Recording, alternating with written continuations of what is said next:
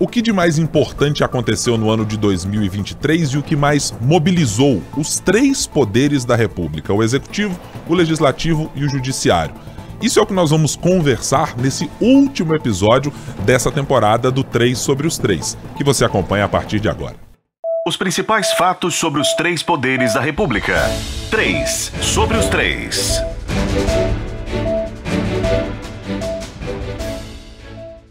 Olá, tudo bem? Seja muito bem-vindo, seja muito bem-vinda ao 3 sobre os 3, o podcast que semanalmente conversa com um trio de analistas da Sempre Editora a respeito do que acontece nos três poderes da República. E chegando ao nosso último episódio do ano de 2023.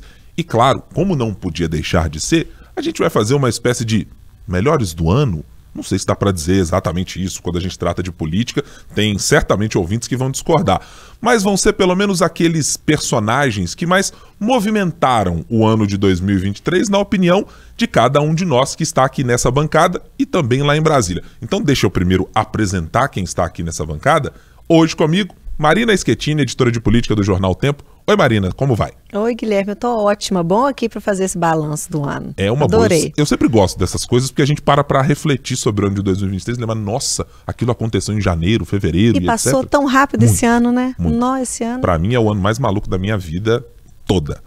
Por motivos pessoais, né? Já ia falar, mas você teve um filho, é mais maluco mesmo. Exatamente. Então, esse é o meu fato do ano. Como não vale pra política, vamos a outros então. Francine Ferreira, editora de O Tempo em Brasília. Oi, Fran, como vai? Tudo bem? Oi, Ibrahim, um prazer estar falando hoje aqui com você. Também oi, Marina. E bora falar de política.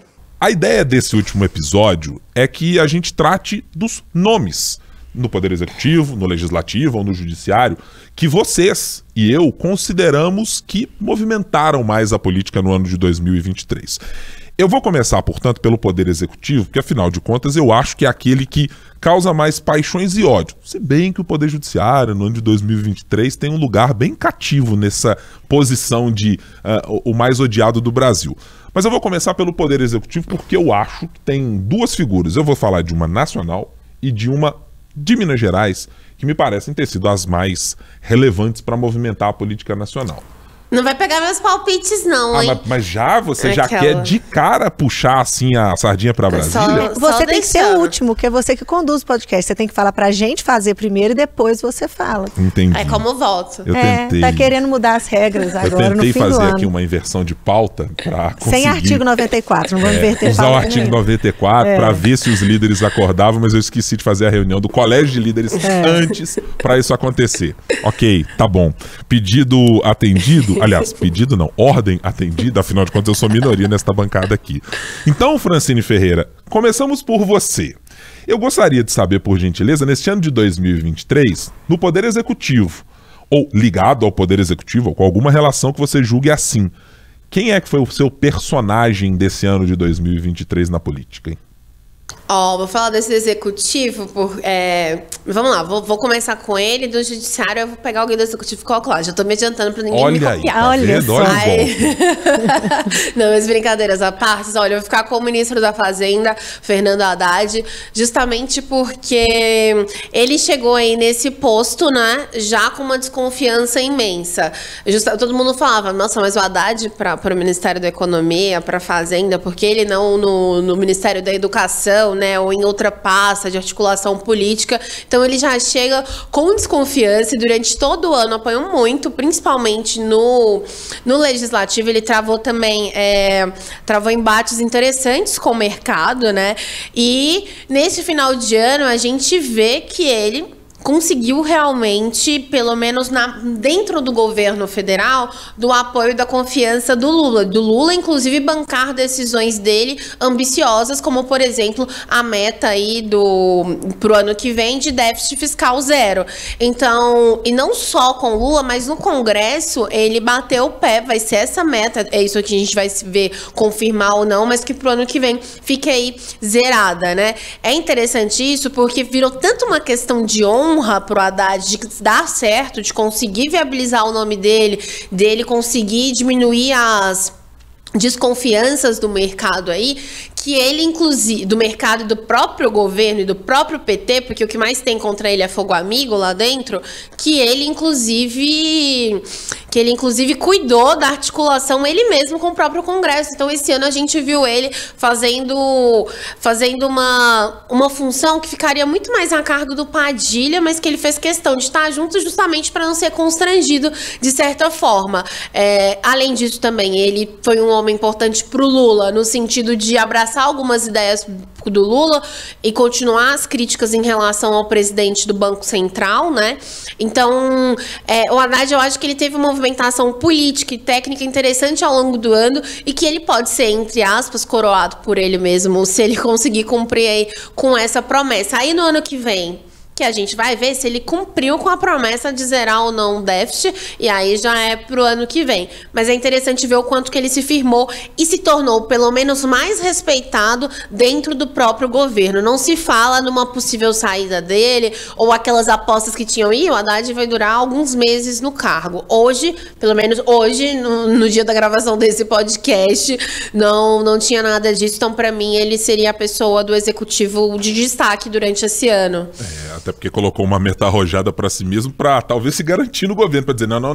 Para cumprir essa meta aí, tenho de estar eu aqui ao lado dos ministros. Acho que é ótimo nome para essa escolha de 2023 mesmo. Marina Schettini, você tá com que personagem do governo federal ou do executivo, ou que passou pelo executivo também? Tem que ser do governo federal? Não, pode ser do governo estadual então também. é do governo estadual, porque senão vai ter que copiar a Fran. É porque o Guilherme, inclusive, não contou pra gente as regras, né? Não. Desse episódio. Hoje a gente tá descobrindo agora. Os ouvintes ficam sabendo, esse é um episódio surpresa. Foi decidido por mim mesmo, faltando 10 minutos para o meio-dia. E aí eu mandei no nosso grupo, dizendo, gente, tive uma grande ideia. As grandes ideias e as ideias idiotas sempre surgem assim, a gente acha que tá maravilhosamente entregando as coisas. Eu falei, vamos fazer um podcast pensando nesse último episódio sobre personagens do ano, ou gente que movimentou a política. Como ninguém respondeu, eu aceitei que é isso mesmo. Não, e ele tá falando, eu tô pensando, meu Deus, quem vai ser meu personagem? Deixa eu ver no legislativo, no judiciário. Não tem isso, ó. Tem que pensar, tem que pensar. Depois você pergunta de novo pra Fran, que eu vou ter que pensar nos outros, que eu ainda não pensei. Tá? Aí eu já vou poder dar meus votos todos, assim, já gastar tudo? Não, pode não. Você já definiu muita regra hoje. Ok. Então vamos lá. Então eu vou de Minas, eu vou no Zema. Não precisa ser um personagem que arrasou, não, né? Pode ser o personagem por diversos... aquele personagem que você acha que movimentou a política. Pode ser pro bem, pro mal, pode ser criando intriga, pode ser dando solução. Não interessa, é o personagem que você acha no executivo. Então ótimo. Eu vou de Zema, então, né? Porque não tem como você falar de Minas Gerais agora sem falar de regime de recuperação fiscal, sem falar da atuação dele, da relação dele com os deputados. Então eu vou pegar um Zema lá desde o começo, que começou já vendendo uma imagem de que seria um governo completamente diferente do primeiro mandato dele, lá desde 2019, que seria um governador forte na Assembleia, com trânsito, com uma base ampla. Eles falavam de 57 dos 77 deputados como base do governo, e apesar de hoje não existir mais base, como a gente acostumou a ver nos anos anteriores, ele batia o pé ali, o povo do governo, de que ele tinha esses 57 votos. Então ele chegou, inclusive, a se reunir com os deputados, ele participou das articulações, abriu as portas para o governo lá no início do mandato, e aos poucos foi vendo isso tudo desmoronar, e a gente chega agora ao fim do ano, ele perdendo todo o protagonismo que ele poderia ter na discussão da dívida pro Rodrigo Pacheco e tendo que ficar ali sentadinho vendo as coisas acontecerem. Então ele começou ali com aquela tentativa, com muito entusiasmo, parecendo que estava indo, mas com as promessas dele que não foram sendo cumpridas durante o ano, ele acabou vendo isso se perder. E ele perde o argumento que ele tinha no primeiro mandato, porque ele tinha o Agostinho Patrus como presidente da Assembleia, com aquele argumento de que eu não fiz nada, eu não consegui aprovar nada, eu não consigo conversar com a Assembleia, porque eu tenho um problema que vem de lá para cá, pessoal, que não me deixa fazer nada. Então agora fica mostrando que existe uma inabilidade política mesmo de relacionamento do governador, não só com a Assembleia, mas com o governo federal, no judiciário, com tudo. A gente vê ali a dificuldade dele de transitar. E eu imagino que se ele tem planos ousados para 2026, até uma presidência da República ou um outro cargo que ele venha disputar, ele precisa no próximo ano rever um pouco isso, dar uma reforçada isso nele. Não adianta ele ter um bom secretário de governo, não adianta ele ter uma equipe muito preparada, um vice-governador que é super bem preparado, não adianta se ele não colocar a mão na massa, se ele não mudar o modo como ele pensa e o modo como ele se relaciona. Eu também gosto muito dessa escolha da Marina do governador Romeu Zema, porque acho que ele, por ter se colocado ao longo de muito tempo como um outsider da política, Ok, teve lá o ano de 2019, a partir do ano de 2019, no seu primeiro mandato, para dizer, faço diferente. Só que a fatura da política sempre chega cobrando política. Cobrando que relações entre poderes, relações entre parlamentares, relações entre instâncias de poder sejam majoradas na hora de você sentar à mesa com alguém. Por mais que tecnicamente você seja qualificado, capacitado e de alguma maneira bem intencionado, não é apenas isso o bastante para sentar numa mesa de negociação. E acho que no caso do governador Romeu Zema, até para juntar com o que a Fran disse, fazendo uma comparação, Fernando Haddad precisou fazer muita política, muita, interna ao PT, muita política com o presidente Lula, muita política com o Congresso Nacional, muita política até com os seus ministros ali, que estavam marginalmente correndo com essa história de ser quem é o principal interlocutor do presidente Lula. É Alexandre Padilha? É Rui Costa? Com quem eu converso? Isso é fazer política. Acho que até um outro personagem interessante para essa conversa de política é o presidente do Banco Central. Veja, Fernando Haddad durante muito tempo foi aquele que não endossou exatamente o discurso do presidente Lula de um ataque mais frontal a Roberto Campos Neto, mas foi tentando construir uma relação não belicosa. Mas chegou um certo momento em que ele entendeu que pela via não belicosa não resolveria. E que ele precisou adotar a ideia de, olha, vai ser na política? Então tá tudo certo. Eu também vou abrir a caixa de ferramentas e partir para as críticas mais diretas politicamente. E hoje ele fala muito claramente, olha, se a economia brasileira não atingir determinado patamar, temos um problema também do Banco Central que não está fazendo a sua parte. O governador Romeu Zema foi muito hábil em apontar o dedo para muitos problemas, mas foi inábil até esse ano de 2023, até o final dele, até esse momento, em construir uma ponte alternativa para isso acontecer. Então eu acho que esses são ótimos personagens que vocês escolheram, mas eu vou para um personagem que ele de vez em quando até tenta dizer que ainda é o poder executivo. Ele, inclusive, recentemente esteve na Argentina numa tentativa de se fazer passar por um integrante do Poder Executivo ou um legítimo presidente da República, que não é, que é o ex-presidente Jair Bolsonaro. Eu estou trazendo ele aqui como alguém do Executivo porque acho que havia uma expectativa enorme de que ele fosse capaz de manter os seus aliados num discurso uníssono contra o Poder Executivo e contra o seu principal, acho que adversário histórico, construído assim, que é o presidente Lula. Mas me parece que o ex-presidente Jair Bolsonaro sofreu exatamente pela ausência do Poder Executivo, por não ter mais a máquina da dificuldade de se manter visível, com a mesma potência, com a mesma capacidade de mobilização, de aglutinar poder dos seus aliados. Evidentemente que eu não quero dizer que o ex-presidente morreu politicamente, está muito longe disso. O ex-presidente Jair Bolsonaro ainda é, acho eu, claramente a principal liderança de oposição ao Poder Executivo brasileiro. Eu acho, Guilherme, só te interromper um pouquinho, claro, porque eu concordo muito com você. Eu acho que um exemplo que mostra isso é a gente ver a direita. A direita ficou o ano inteiro patinando, sem conseguir falar uma mesma língua, escolher uma bandeira ali para carregar, meio perdida, tentando ajustar o discurso. Isso acho que prova que não tem a liderança que se esperava de um líder ali para guiar o povo. Acho que é um exemplo. E acho, Marina, que também é um indicativo do quanto a eleição do presidente Bolsonaro se deu muito numa capacidade que ele teve de aglutinar interesses, ideias, perspectivas de mundo diferentes de religião, do agronegócio, de gente que estava com antivacina e que estava ali escondido e depois passou a ser um apoiador do governo por questões que estavam ligadas a dizer que era algo de liberdade. Há muitas posições que eram diversas sobre o mundo, sobre a política, sobre a ideia de país. Digamos, os patriotas, né? Gente saudosista de tempos da ditadura militar e tantos outros grupos que estavam ali e que depois, para colocar isso tudo dentro de um pacote sem ter a máquina do poder executivo, é muito difícil. E ainda mais na situação que foi colocado o ex-presidente da República de ter sido tornado inelegível. De ser colocado numa condição de que, por mais que ele seja um cabo eleitoral ainda muito potente, e quem diz isso não somos nós, é quem entende de política e muito, que é Valdemar da Costa Neto, presidente do partido em que está Jair Bolsonaro, mas que também já deixou claro que, olha, talvez ele inelegível até seja melhor porque atrapalhe menos as coisas e participe mais livremente do debate político, da briga política. Mas acho que ele foi um personagem, até para ser a antítese do executivo, que não funcionou muito bem para o governo Lula. O governo Lula não foi capaz de fazer Jair Bolsonaro exatamente o que Zema fez com Fernando Pimentel, que era aquela história de dizer a frase, olha, culpa do PT Pimentel, culpa do PT Pimentel. A gente viu alguns discursos do ex-presidente Lula muito nessa tentativa em determinadas áreas, mas a ideia foi muito mais proativa de tentar dizer, não, é um novo Brasil, nós não vamos brigar mais, ou a economia vai ser de uma maneira diferente. Então eu acho que o ex-presidente, até neste caso, Jair Bolsonaro saiu mais enfraquecido do que eu pessoalmente esperava no ano de 2023. Ele não foi exatamente a grande genie do executivo, também não foi o grande aglutinador da política brasileira de conseguir colocar os seus futuros aliados ou potencialmente concorrentes, todos eles com as cartas na mesa. Precisou organizar a relação com Romeu Zema, precisou organizar a relação com Tarcísio, depois de bater cabeça também.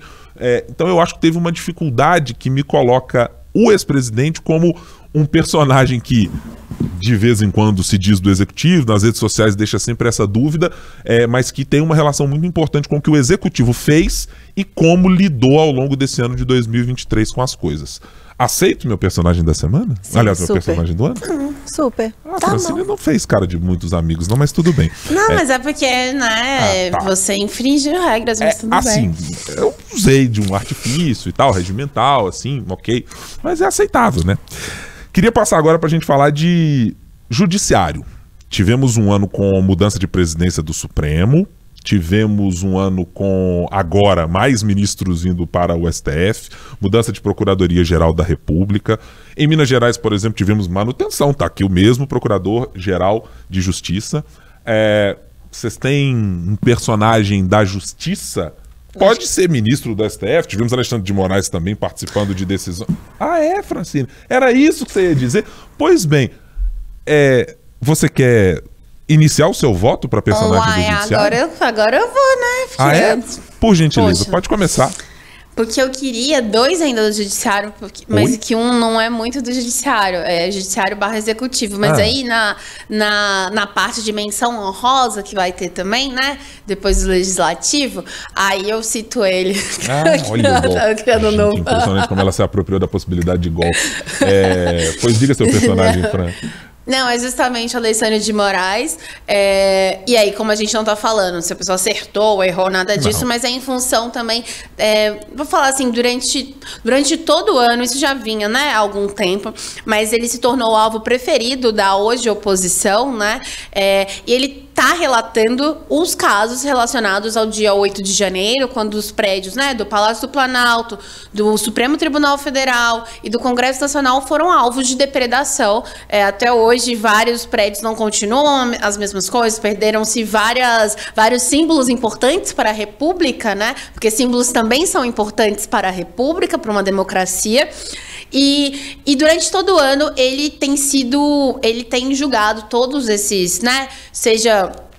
Ele tem fechado acordos com a PGR em relação a pessoas que participaram daqueles atos. Ele também tem feito julgamentos aí um atrás do outro, e ele continua firme no sentido de, olha, eu vou continuar respondendo sobre isso, vocês podem continuar aí falando sobre mim, pode continuar aí, mas eu vou continuar aqui tratando sobre esse tema, não vou recuar. Então esse posicionamento dele de continuar firme ali é interessante também de puxar para si toda a responsabilidade em relação a isso. Ele até mesmo não se manteve calado em decisões importantes, como por exemplo após aí a morte de um dos presos, né, do dia 8 de janeiro no complexo da Papuda aqui em Brasília. Ele pediu investigação sobre o caso. Então assim, de certa forma também ele está querendo mostrar que existe uma lisura, uma independência. Fora isso, ele também preside o Tribunal Superior Eleitoral.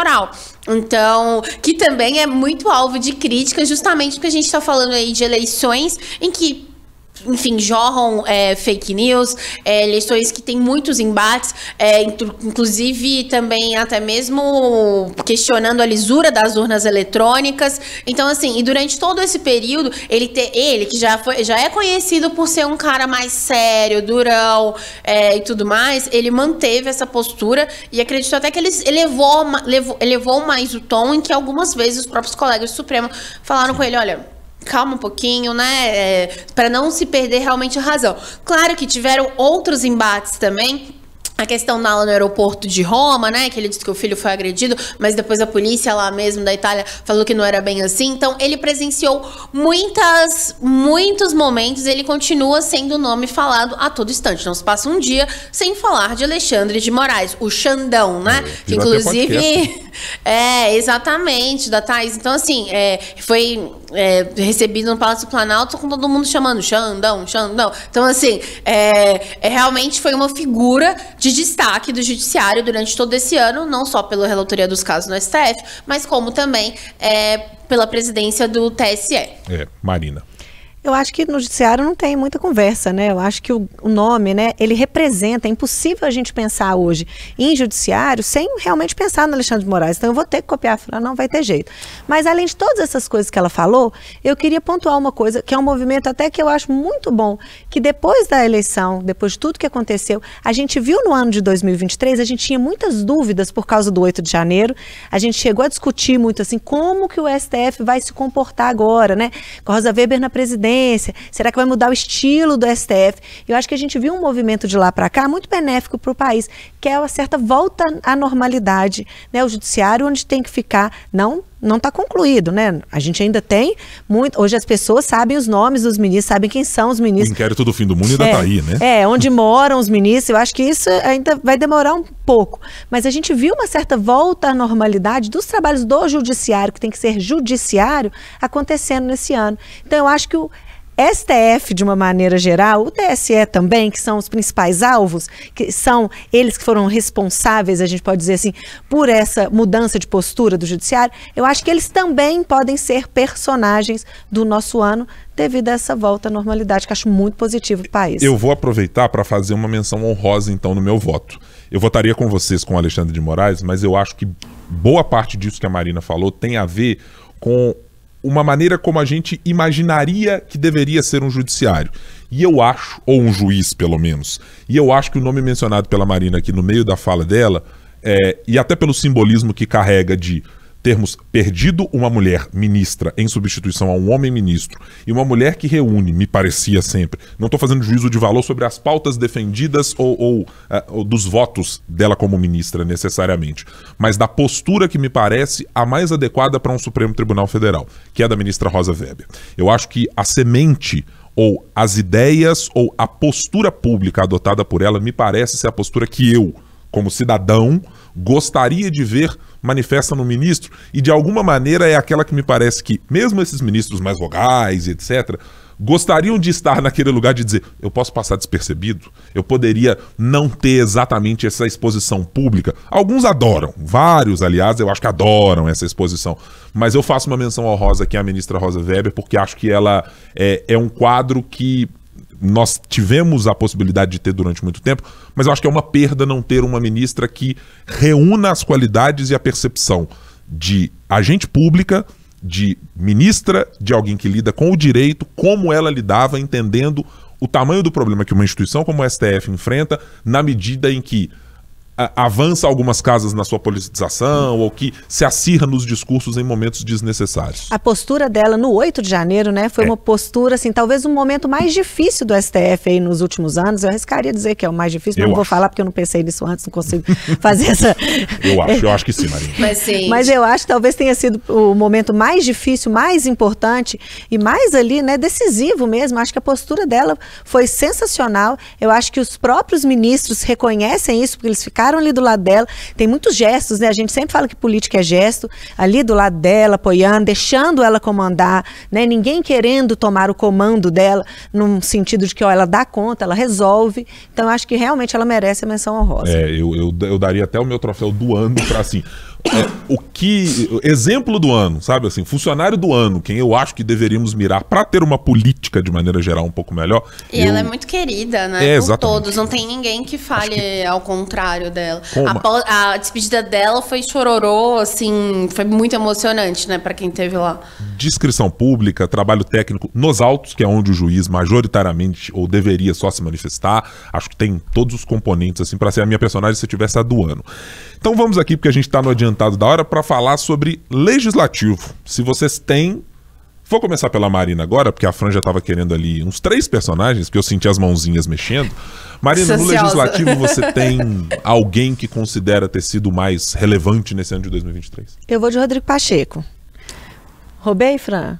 Sim, mas tudo bem. Porque já endossa a gente já. Muito bom. Bola é já. muita sintonia, entendeu? É muita sintonia. A bancada feminina aqui tá super atualizada. A gente é muita sintonia.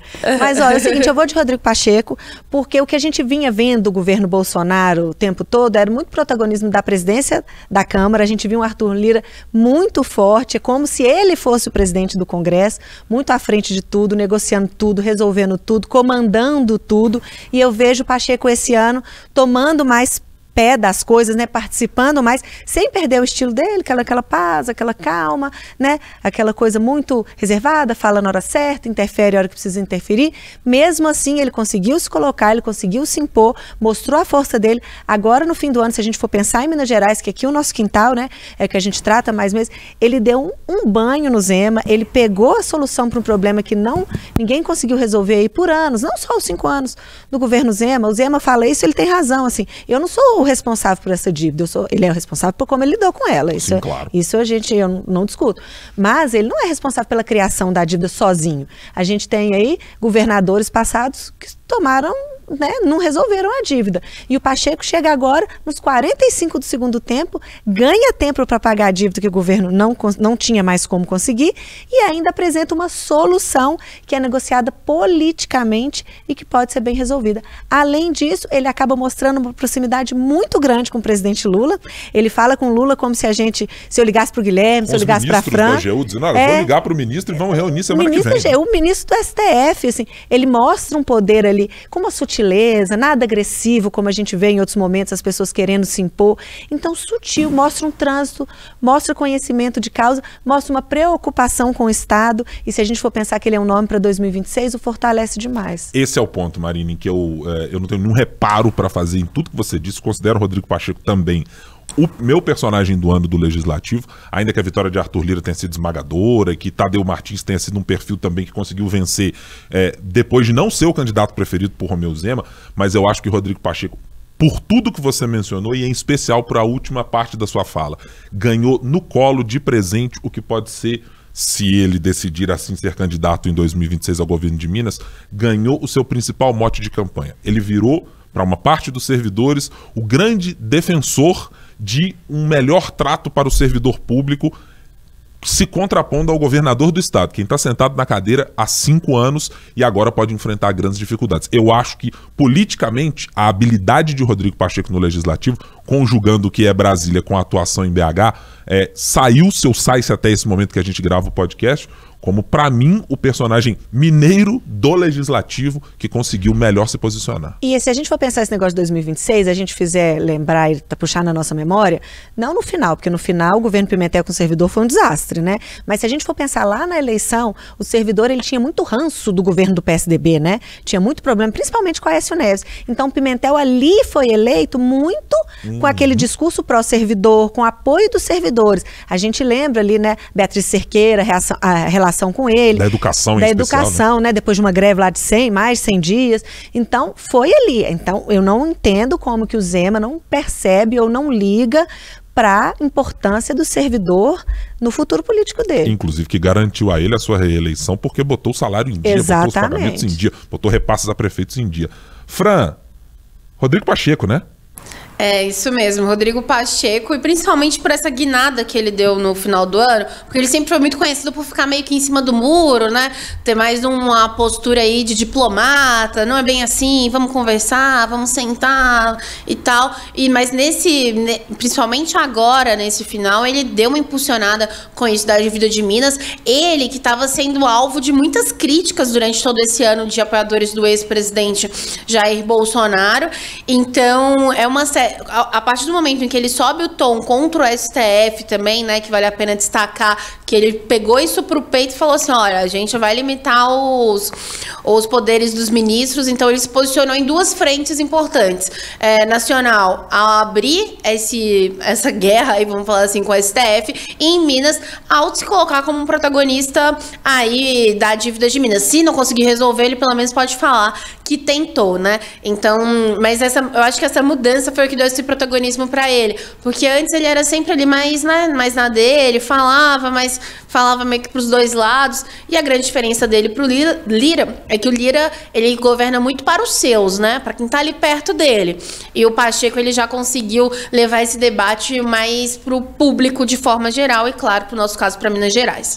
De alguém que não era amado, nem mais odiado do que amado por dois espectros da política, alguém que pode encerrar o ano como, penso eu, o grande paladino dos servidores de Minas Gerais. Que reviravolta no ano de Rodrigo Pacheco.